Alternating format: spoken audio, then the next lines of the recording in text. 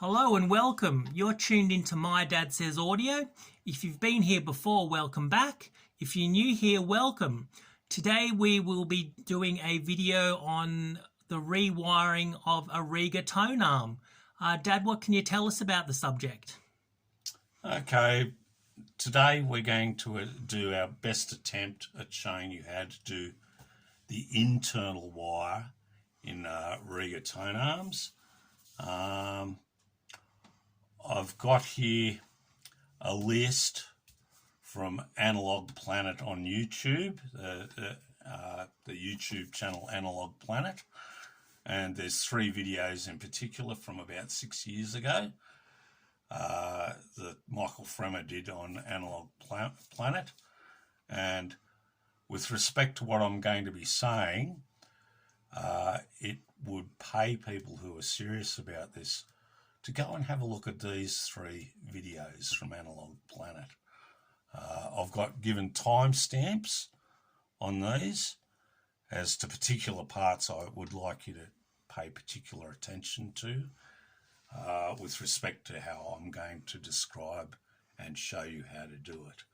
So do you think that's enough? Okay. Yeah, they've had a look. So I'll take this out of the way now.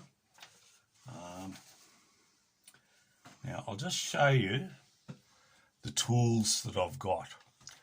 Number one, very, very handy piece here, very simple, but painter's masking tape. It's the paper type. This will be your 3rd and 4th hand in a lot of the operations that I'm going to show you. Very handy. Some box cutters. You'll find those of some use. We won't worry about the pen. A low melting point solder. Doesn't have to be as sophisticated as WBT, but a low melting point solder. I use this, I'll have to show you, with cartridge clips. Set of needle nose pliers. A very fine flat bladed screwdriver, and they're not all necessary, but depending on what you're doing, these are the sort of tools you're going to need. A decent set of fairly fine wire cutters, and also related is an adjustable spanner and some grips as well. Now, oh yeah, there's one other thing can be very useful: a toothpick. Okay, that can actually come in quite a lot of use, and I will be using this to point certain things out. Now, the other thing you're going to need is a metric Allen key for the grub screw in the arm, which allows the plug to come out. Now, today we're going to just try and cover the internal wire and how you draw the wire through the arm tube. We will do another video which covers the tail lead. You can see the tail lead here. That will be in a separate video. I've already rewired this tone arm, so some of it will be, some of what I will be doing is mocked up, but I'll be showing you the techniques that I use. Like you can see here that, you know, that's not the original tone arm wire. That would normally be, you can see here, I've got, this is the dregs from tone arms previously that I've rewired. Most of that is Rega wire. But you can see here, the original wire that comes, you know, that you plug your cartridge from here, because I usually pull those out. They don't actually serve any purpose once you've rewired it. Okay, I'm going to show you at this point, try and get in close. you can see that, now what I'll show you first, stub removal. If you need to remove the stub, there's a correct technique and an incorrect technique of removing and or fitting a stub. A lot of people make the mistake of hanging onto the arm pillar, and then trying to twist it out like that. You do not use the arm pillar as a leverage point. The trick to it is we use our friend, the tape. You do two things. You put it on the stub there and wind it around many times, so you get quite a thick amount of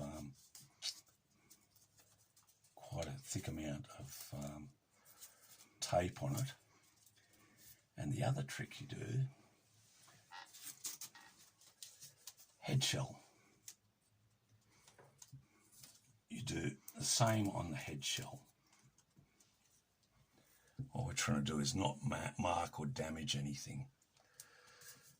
And like so, etc, etc. Like I said, this painter's masking tape is your best friend for a lot of this stuff.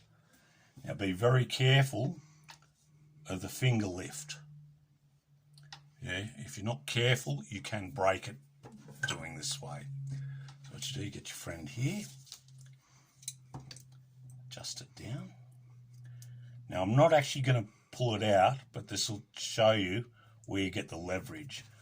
So the only force you're putting through is through the arm tube. You're not hanging onto it here to get leverage to undo this. As you view it from the rear, looking at the stub, it's clockwise to wind it in and anti-clockwise to wind it out. You use that as your leverage point. Do not hold on to that and then try and unscrew it. You risk, if you do it that way, you risk putting flat spots in the bearing. So you never ever do it that way. Just undo that. Okay. Now, I'm going to try and undo this. So that's what those two tools are for. Now I'm going to undo this. Yes, at this point we're going to try and zoom in, and hopefully you'll be able to see as much as possible. What we do is unscrew this, back it off a little bit, and then the other tool that you need is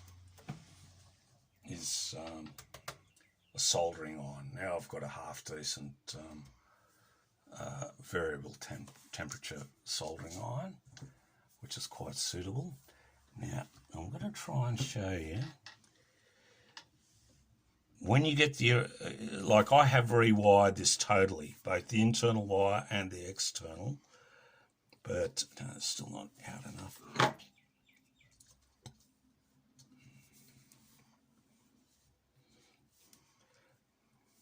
By the way, the hex key is a metric size. Is that coming out? Yes, it is. Okay. Just wondering if, what I'll do, I'll show you another little thing. With the, I've already used the rubber grommet here. Can you see the rubber grommet just there? I'll just zoom in. Yeah. Okay.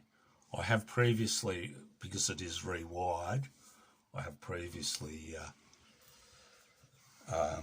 removed that before. Remember our tools, little flat blade. If you look at, I'll try and get it, if you look at the very inside, can you see it? It's not a focus, just give us a second. No worries. Yeah, you can see it. Yeah. It's a bit blurry, but yeah, okay. You get that in there. And very carefully lever that out. And lever it out.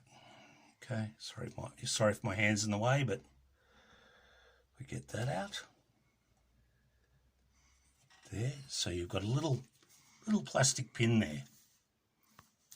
Right, once you've removed that plastic pin using a little flat blade screwdriver, you can then just get in and gently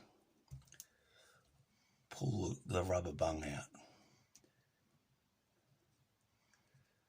Hang on.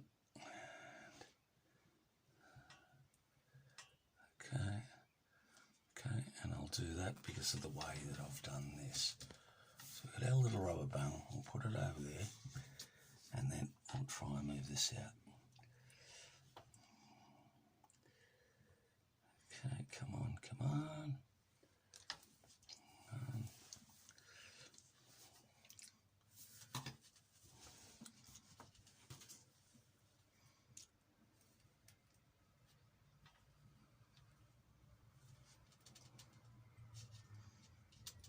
Okay. Now at this point I'm going to desolder it.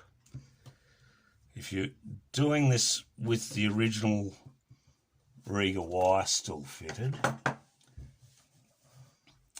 you should try and be as careful as possible not to break the wires. So we bring it out to here. Now if you watch, I'll try and desolder all this.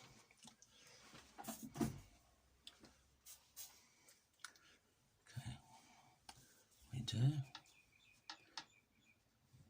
Okay, so we'll do the earth wire first.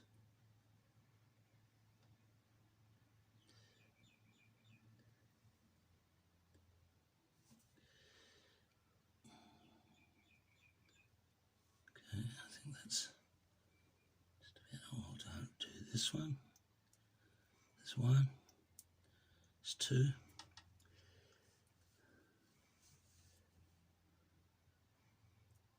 Three, and just have to turn it around without damaging it.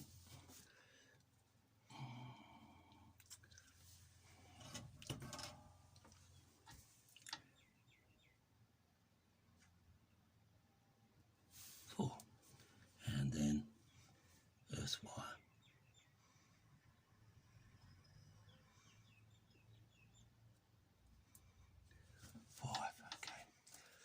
So we'll just get that out of the way and onto this. Shall I zoom? No, yeah, you have to get in close. Now what we're going to do, you'll notice that there's 5 wires here. Some people just tend to reef everything out, and I'm just going to see if we can get in close enough. I don't know if you can see all the way in there, but I'm going to use this as a pointer.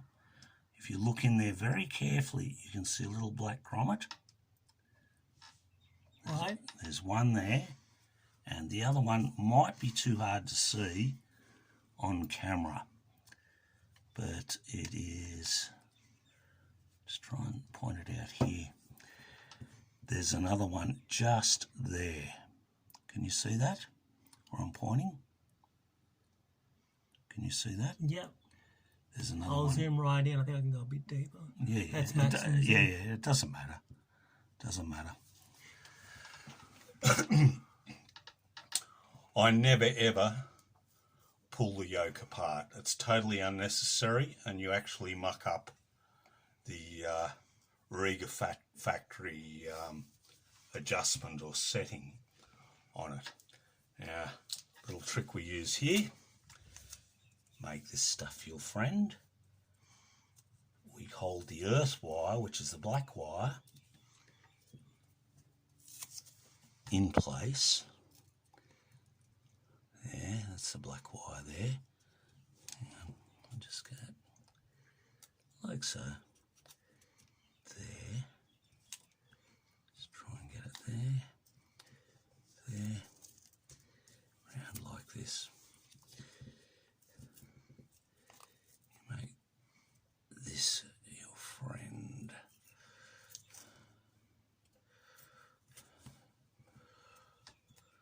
technique I use is to, you do want to retain those grommets. I've seen a lot of people who go, no, you just reef those out, you reef those out.